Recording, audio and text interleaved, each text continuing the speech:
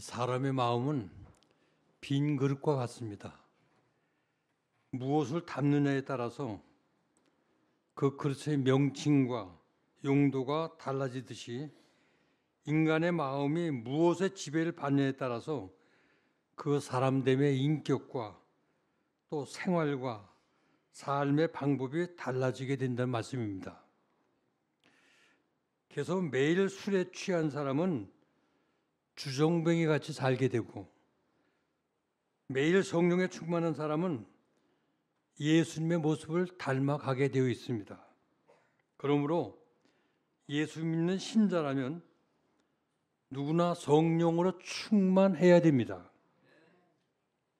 여기 충만함이라는 헬라어의 의미의 뜻은 무엇이 마음을 완전히 사로잡아 있는 상태, 마치 술에 취한 사람은 술의 지배를 받듯이 성령에 충만한 사람은 성령의 지배를 받으며 성령의 영향 아래 놓여지게 되어 있는 것입니다. 그런데 여기 성령의 충만함이란 단회적인 것이 아니라 지속적인 것으로 마치 물이 넘쳐 흐르듯이 가득 찬 상태를 의미한다고 볼 수 있습니다. 그럼 성령 충만을 구체적으로 생각을 해본다면 외적 충만과 내적 충만으로 나누어 볼 수 있는데, 외적 충만은 초대교회의 오순절 마가의 다락방에 120문도들이 합심해서 함께 기도할 때 하늘로부터 급하게 강한 바람과 더불어 성령의 임재가 그들 머리 위에 임하게 되었습니다. 이게 외적 충만이라 볼 수 있다면, 내적 충만은 성화를 위한 장기적인 충만으로 속사람을 강하게 하고 인격의 성숙을 위해서 내적 힘을 강하게 해주는 역할을 말한다고 볼 수가 있습니다. 이처럼 성령의 채워주심은 필요에 따라서 주시지만 신자의 일상생활뿐만 아니라 하나님의 사역을 하는 데 있어서도 강하게 힘있게 사역을 감당하려면 절대적으로 성령 충만해야 된다는 거예요. 그러므로 하나님의 일꾼들은 반드시 성령 충만해야 됩니다. 뿐만 아니라 성령 충만하지 않고는 성령의 열매를 맺힐 수가 없어요.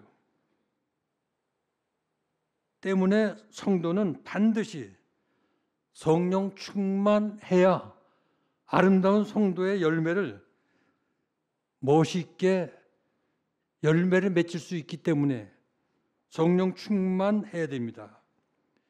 마치 과일나무 열매를 맺기 위해서는 과일나무가 영양분을 공급받고 또 모든 것들이 충분하게 영양이 소진될 때에 아름답게 열매가 맺힐 수 있듯이 성령 충만하지 않고서는 성도의 아름다운 열매를 맺힐 수가 없어요. 성령 충만은 하나님의 절대적인 명령입니다. 왜냐하면 성령 충만하지 않고서는 성도의 바른 구실을 바르게 할 수 없기 때문에, 성령 충만하지 않고서는 또 세상을 이겨나갈 수도 없기 때문에, 성령 충만은 우리 기독교인들의 반드시 필요한 의무 사항인 것입니다. 성령 충만은 해도 되고 안 해도 되는 자유로운 선택의 문제가 아니라 이건 반드시 성령 충만해야 할 성도의 필수적인 의무라는 거예요. 그래서 동사 형태가 수동태로 순종을 요구하는 명령형입니다. 순종해서 내 안에 성령님이 들어오시도록 그래서 내 안에서 성령님이 활동하실 수 있도록 마음을 활짝 열고 사모하고 받아들여서 내 안에 성령님을 영접해서 받아들이면 한량없이 하나님께서 우리에게 성령을 부어주신다는 말씀이에요. 마치 물속에 물고기가 입만 벌리면 물이 막 들어오듯이 성령님을 내가 인정해 드리고 마음문을 열고 사모하고 인격적으로 모셔드리면 우리 안에 성령을 쏟아 부어 주신다는 거예요. 그런데 성령 충만은 계속적인 명령으로 물도 한 번 마시고 끝나는 것이 아니라 계속해서 마셔야 건강이 유지되듯이 성령 충만도 일시적인 어떤 흥분이나 황홀함이 아니라 계속적으로 사모하고 갈망하고 지속적으로 충만해야 이게 성도의 신앙생활을 바르게 하는 거예요. 그래서 내 삶이 날마다 성령님으로 충만하도록 기도하고 사모하고 계속 성령님을 의지해야 된다는 겁니다. 그리고 성령 충만하게 되면 내 신앙생활에 활기가 있고 생기가 있고 삶에 활력이 넘치게 되어 있어요. 무엇보다도 성령님은 생기의 영이기 때문에 그래서 놀라운 힘이 있는 겁니다. 창세기 2장 7절 보면 우리 하나님께서 인간을 창조하실 때 흙을 빚어서 그리고 그 코에 생기를 불어 넣을 때에 사람이 생명이 불어 넣어질 때 사람이 되고 활동하고 움직일 수 있는 그리고 사람이 되었다고 성경 말씀하고 있어요. 그러니까 생기가 들어와야 돼요. 오늘 본문 말씀도 보면 마른 뼈들이 뒹굴고 있는데 그 뼈 속에 생기가 들어갈 때 살아나고 활기가 넘치는 하나님의 역사가 일어나는 걸 볼 수가 있어요. 그래서 오늘 본문 말씀은 하나님께서 이스라엘 백성들을 볼 때 그 영적 상태가 바로 이 마른 뼈들과 같다는 거예요. 에스겔 골짜기에 뒹구는 뼈같이 희망도 없고 기대도 없고 굴러다니는 뼈들과 같이 어디에도 미래가 없다는 거예요. 이게 하나님께서 보시는 이스라엘 백성들의 영적 상태. 그 당시에 이스라엘 민족들은 여기 환상에서 보는 것 같이 희망이 없었어요. 지대도 없었고요. 이게 주전 580년도 경인데 그때는 이스라엘은 다 망하고 바벨론 포로로 다 끌려가고 그 땅은 완전히 희망이 없는 황폐한 땅이 되고 말았어요. 바로 그런 시기에 하나님이 이 백성들을 깨우치기 위해서 에스겔 선지를 불러다가 에스겔 골짜기에 그 뼈들을 보게 하신 거예요. 뼈들이 굴러다니고 희망이 없는 암담한 그 상태를 에스겔 선지에게 보여주시면서 이렇게 질문합니다. 인자야, 에스겔아, 이 뼈들이 능히 살 수 있겠느냐? 그때 에스겔이 이렇게 얘기합니다.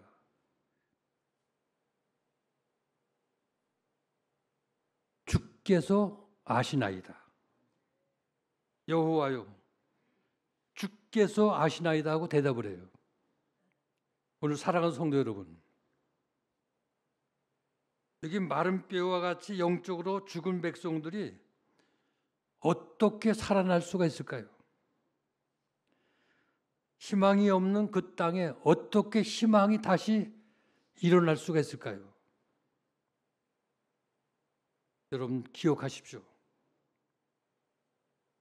성경은 그러한 상태 그들에게도 희망이 있다는 거예요. 이게 바로 복음입니다. 그래서 오늘 본문에 하나님께서는 에스겔을 향해서 마른 뼈들이 살아나고 그 마른 골짜기에 생기의 바람이 불어오면 회복의 역사가 일어난다는 거예요. 뼈들이 살고 그 땅에 생명의 역사가 일어난다는 거예요. 이것은 오늘 예수 그리스도를 알지 못하는 죽은 자들을 살려내는 유일한 길이고, 아울러서 이것은 오늘 이 시대에 이 민족에 희망이 없는데 이 민족을 살려내는 하나님의 길이 여기에 말씀 속에 우리에게 계시하고 있다는 거예요.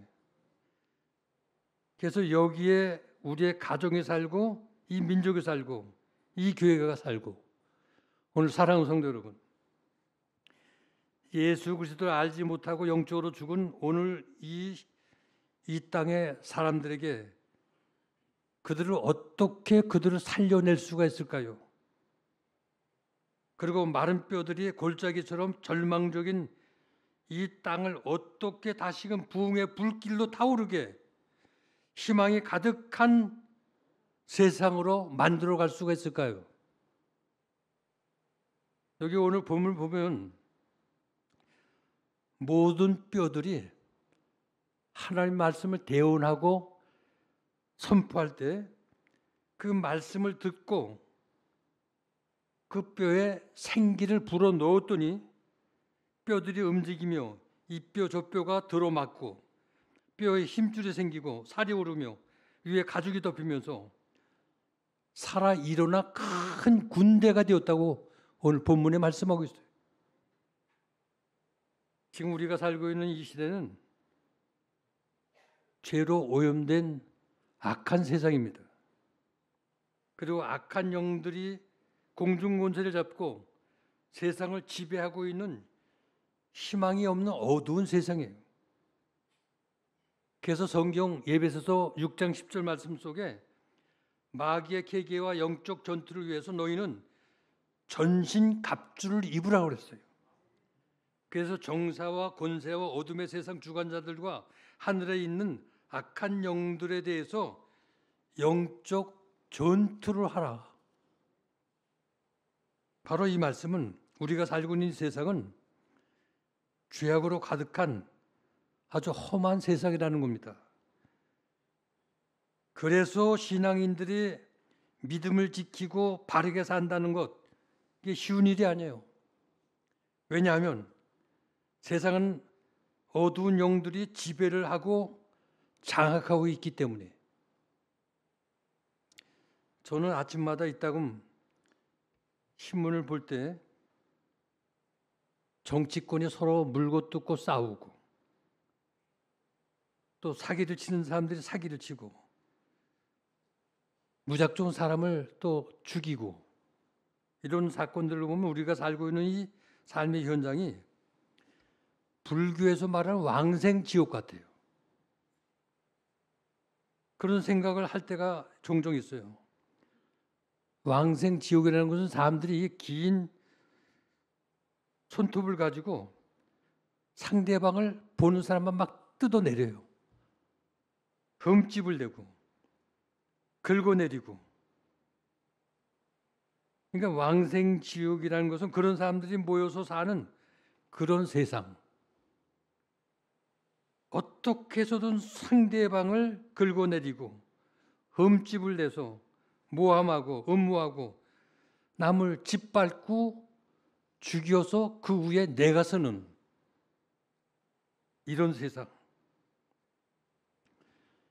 이렇게 약한 세상 속에서 우리가 어떻게 바르게 살아갈 수가 있을까요? 성령 충만하지 않고선 바르게 살아날 길이 없어요. 성령 충만하게 되면 환경이 문제가 아니에요. 그래서 바울과 실라가 감옥에 갇혀 있었지만은 그 어렵고 힘든 그 상황 속에서도 그들 가슴에 성령이 충만하니까 하나님께 감사 찬송이 넘쳐났고요. 기도가 넘쳐날 수 있었어요. 그러니까 성령 충만하면 신비로운 신령한 노래를 부를 수 있다는 거예요. 오늘도 성령님은 찬송 속에 임재하셔서 세상에서 얻을 수 없는 기쁨과 평안을 성령 충만한 우리의 가슴 속에 넘치게 채워주시는 좋으신 하나님인 것을 믿으시기 바랍니다. 그리고 또한 성령 충만하면 제단에 엎드려 기도 사역을 함께 해주신다는 거예요. 성령님 모든 기도에 영감을 주셔서 능력 있게 기도할 수 있도록 우리 가슴 속에 간구의 영을 불러 일으켜 주시고 기도할 수 있는 힘을 주신다는 거예요. 그래서 기도를 성령에 취해서 하게 되면 몇 시간씩 기도해도 시간 가는 줄 몰라요. 근데 성령 충만하지 못하면 1시간 기도하는 게 얼마나 힘들고 시간이 얼마나 긴지 1시간 기도가 그렇게 어려운 거예요. 그러므로 기도하지 못하는 이유는 아직 그 가슴 속에 성령님이 간구의 영으로 역사하지 않기 때문에 기도를 못하는 거예요. 그러므로 깨어 기도한 사람들이 되시기를 바랍니다. 또한 성령 충만하면 능력 있고 활기 있는 신앙생활을 할 수가 있어요. 성령님은 무엇보다도 능력의 영이시기 때문에 그래서 사도행전 2장을 볼 것 같으면 오순절 마가의 다락방에 120문도가 함께 모여 기도하는데 하늘로부터 호련히 새 능력을 부어주시는 거예요. 이들이 위로부터 새 능력을 받을 때 엄청난 놀라운 일들을 가는 곳곳마다 이들이 행하지 않았습니까? 오늘 본문에도 보면 그 마른 뼈들 속에 하나님의 생기가 들어가니까 살아나 일어나 큰 군대가 이루어지지 않았습니까? 오늘 우리의 삶에 이렇게 하나님의 생기가 들어오고 성령이 임할 때에 엄청난 능력을 얻고 활력을 얻게 되는 거예요. 그래서 자신의 한계를 거뜬히 뛰어넘는 초월적 삶을 살 수 있게끔 이끌어 주신다는 거예요. 그래서 새우같이 약한 사람도 성령 충만하면 고래처럼 힘이 넘쳐나고 능력 있는 삶을 살아갈 수 있다는 거예요. 그러므로 우리 모두 초대교회 성도들 같이 성령 충만하기를 바랍니다. 사랑하는 우리 이재일교회 성도 여러분, 하나님께서는 우리들을 사랑하셔서 하나님의 아들 예수 그리스도를 이 땅에 보내주셨습니다. 그리고 다시 보혜사 성령님을 우리에게 보내주셨습니다. 예수님을 보내주셨기 때문에 우리는 죄사함을 얻고 구원을 얻을 수가 있었어요. 성령님을 보내주셨기 때문에 우리는 거듭나는 중생과 마음의 기쁨과 평안을 얻을 수가 있게 되었습니다. 또한 성령님이 내 안에 오셔서 우리의 심령을 깨우쳐 주시고 또 우리 심령 안에 임재하셔서 예수 그리스도께서 나를 위해서 십자가 지시고 죽으심으로 나의 구원을 십자가에서 주님이 이루어 주셨다. 이 의미를 알게 된다는 거예요. 성령님이 우리 안에 오시지 않으면 십자가의 사건은 나와 상관이 없고요. 옛날 고고학적 사건으로 그냥 지나칠 거예요. 성령님이 오시지 않았다면 하나님의 말씀은 단지 책 속에 기록된 인쇄물에 불과하지 성령님이 내 속에 오셨기 때문에 십자가 사건이 내 가슴을 뜨겁게 만들고 성령님이 오셨기 때문에 하나님의 말씀이 내 가슴을 울리고 내 가슴에 감동을 주고 내 마음을 녹이는 살아있는 음성으로 들려지게 되는 거예요. 그런데 성령님은 오순절 마가 다락방에 한 번 오신 곳으로 끝난 게 아니에요. 계속해서 우리에게 오시고 또 오시고 간구하는 모든 성도들에게 오시는 성령님이세요. 그래서 베드로는 성령의 오심을 모든 사람들에게 주시는 하나님의 선물이라고 그렇게 말씀하고 있어요. 사도행전 2장 38절 보면 너희가 회개하여 각각 예수 그리스도의 이름으로 세례를 받고 제 사함을 얻으라. 그리하면 성령을 선물로 받으리니 이 약속은 너희와 너희 자녀와 모든 부르심을 받은 자들에게 하신 것이라. 이처럼 성령은 이 세상의 모든 사람들에게 하나님께서 주시는 선물이라는 거예요.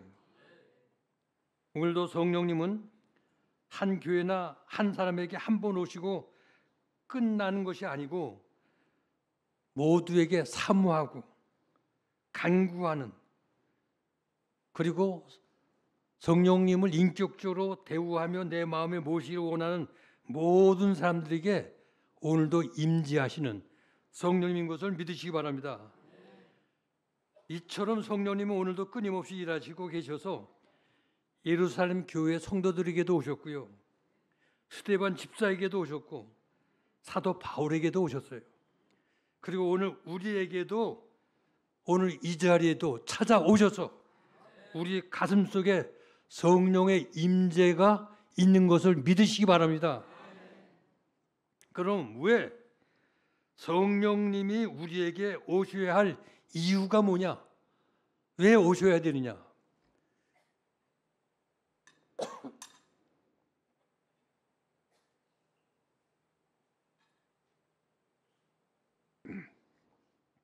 첫째, 성령은 살리는 생명의 영이기 때문에 오셔야 합니다. 성령은 살리는 영입니다. 성령이 오시면 우리는 살아납니다. 그래서 오늘 본문 말씀에도 마른 뼈들이 하나님의 생기가 들어갈 때 살아났습니다. 오늘 사랑하는 성도 여러분, 예수님께서 십자가에 못 박힌 장소가 어딘지 아십니까? 바로 골고다입니다. 골고다는 해골이란 뜻입니다.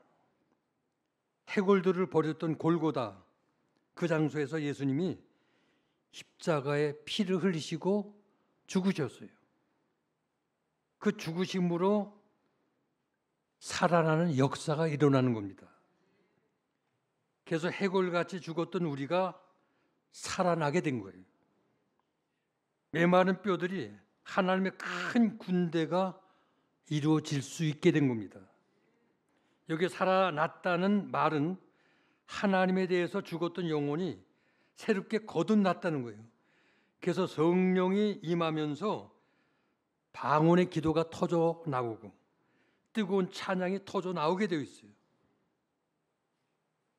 처음에 마가 다락방에 120명이 모였는데 이들이 성령에 임재하고 보니까 3,000명씩 모이고 각가지 기사와 표적이 일어나고 저들이 찬양할 때 그 가슴에 기쁨이 넘치게 되고, 이건 성령이 오시면 기도가 뜨거워지고 찬양이 뜨거워지고 생명력이 넘치게 됩니다. 1907년도 평양 장대영 교회에 첫 500여 명 성도가 모여서 이들이 뜨겁게 기도하고 뜨겁게 찬양할 때 그 가운데 성령이 임했어요.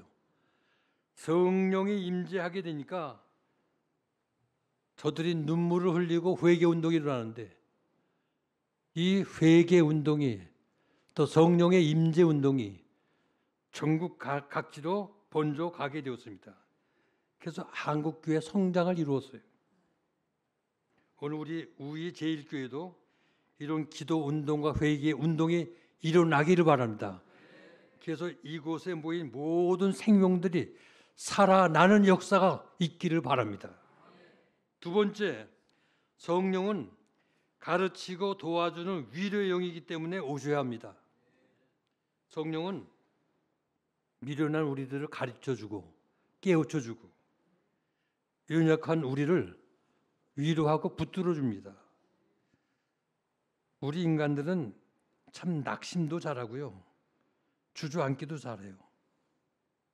예수를 잘 믿는 사람들도 마찬가지예요.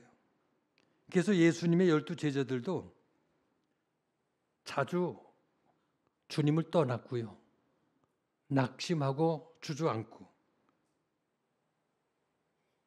베드로를 비롯해서 12 제자들 얼마나 주님을 떠나기도 하고 또 주저앉고 낙심도 했습니까? 그래서 예수님께서 이 제자들의 상태를 너무 잘 아셔서 하늘로 올라가시면서 내가 성령을 너희들에게 보내주겠다고 약속을 하셨어요. 요한복음 14장 26절, 보혜사 곧 아버지께서 보내실 성령, 그가 너희에게 모든 걸 가르치시고 내가 너희에게 말한 모든 것을 생각나게 하시리라. 성령님이 우리 안에 오시게 되면 우리를 깨우쳐 주시고 가르쳐 주시고 생각나게 하시고 지혜 있게 이렇게 모든 걸 인도해 주신다는 거예요. 도와주신다는 거예요. 그래서 성령님은 헬퍼라고 그러죠. 돕는 자, 헬퍼, 보혜사 성령. 그러니까 연약한 우리를 도와주신다는 거예요. 그래서 사도 바울은 로마서 8장 26절에 성령도 우리 연약함을 도우시나니, 성령님은 우리들에게 오셔서 우리의 믿음이 떨어지지 않도록 도와주시고 시험에 넘어가지 않도록 붙들어 주시고 고난과 박해를 당해도 주님 부인하지 않도록 우리를 지켜주시는 영이십니다. 그러니까 성령님은 우리를 이렇게 도우실 뿐 아니라 우리 곁에서 우리를 위로해 주셔요. 위로해. 그러니까 보혜사라는 말은 위로해 준다. 위로하는, 곁에서 위로해 주는 영이 보혜사예요. 성령님 우리를 위로하시면 우리는 마음에 평안이 있고요, 기쁨이 있어요. 그래서 성령 충만한 사람은 걱정, 염려가 없어요. 기쁨과 평안과 즐거움이 가슴에 있는 거예요. 그래서 사도 바울도 오직 성령 안에서 의와 평강과 희락으로 충만해 있었습니다. 그러므로 우리에게 성령이 오셔야 됩니다. 성령님이 우리에게 오셔야 이 험한 세상에서 우리가 평안을 가지고 기쁘게 살 수가 있기 때문에, 우리를 도우시는 성령님이 내 곁에 있을 때 우리를 위로해 주시기 때문에 힘있게 살 수가 있는 줄 믿으시기 바랍니다. 마지막 세 번째, 성령님은 우리에게 힘을 주셔서 주님을 증거하는 전도의 영이기에 우리에게 오셔야 합니다. 성령은 우리에게 오셔서 힘을 주시고 우리로 하여금 주님을 증거하게 하시는 전도의 영이 성령님이라는 거예요. 사도행전 1장 8절 보면 오직 성령이 너에게 임하시면 너희가 권능을 받고 예루살렘과 유다와 사마리아 땅 끝까지 내 증인이 되리라. 증인이 되리라. 사실 성령님이 우리를 살리시고 우리를 가르치시고 우리를 도와주신 궁극적 목적은 우리에게 힘을 주셔서 주님을 증거하게 하기 위해서. 예수님은 말씀하시기를 성령이 오셔서 하실 가장 중요한 일은 바로 예수님 자신을 증거하는 일이라고 주님은 말씀하십니다. 요한복음 15장 26절 보면 진리의 성령이 오실 때 그가 나를 증거하실 것이요. 베드로의 성령님이 임재할 때 베드로는 힘있게 주님을 증거했습니다. 스데반이 성령이 그 위에 임할 때 돌에 맞으면서도 스데반은 예수를 증거했습니다. 또한 빌립에게 성령이 임할 때에 빌립은 세계 방방곳곳을 찾아다니면서 힘있게 주님을 증거했습니다. 성령이 오시면 주님을 힘있게 증거하게 된 겁니다. 어떤 박해나 어떤 위협에도 조금도 굴하지 않고 주님을 담대하게 주님을 증거하게 되어 있습니다. 오늘 사랑하는 우리 제일교회 성도 여러분, 우리가 구원 얻은 목적은 주님을 예배하는 일과 주님을 증거하는 일입니다. 주님이 하늘로 승천해 올라가시면서 마지막 유언같이 분부한 부탁도 바로 주님을 증거하는 일입니다. 그런데 성령이 오셔야 우리는 힘있게 주님을 증거할 수가 있습니다. 그러므로 성령 충만 받아야 됩니다. 그래서 초대교회 교인들 같이 능력이 있고 어떤 핍박과 고난과 어려움이 닥쳐온다 할지라도 흔들림이 없이 담대하게 예수님을 증거해서 이 우이동 지역을 살려내고, 그리고 에스겔 골짜기 같이 마른 뼈들이 뒹구는 죽은 영혼들을 살려내어서 이 민족을 살리고 이 지역을 살리고 정말로 내 가족을 살려내는 우리 제일교회 성도들이 다 될 수 있기를 주님의 이름으로 축원을 드립니다.